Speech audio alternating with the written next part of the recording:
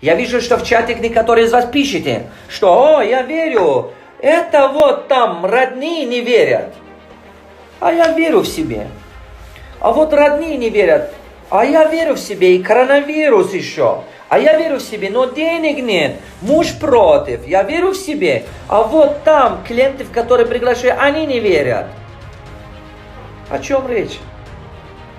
А что вы хотите, чтобы все верили вам? Прямо как Бога? А что вы хотите, чтобы прямо вы кому-то рот открыли и все побежали? Ну и что? Если это все верили бы вам, тогда каждый дурак и каждый дура стал бы успешным.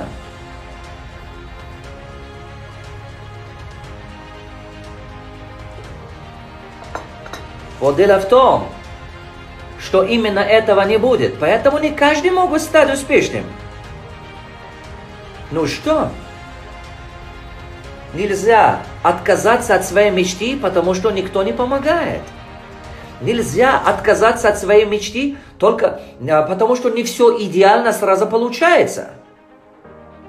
Нельзя соглашаться с временем неудачам, потому что никто не согласен с твоими мнениями, твоими целями. Нельзя бросать все, потому что с первого раза не все получается идеально. Ну и что? Нитиков в жизни много.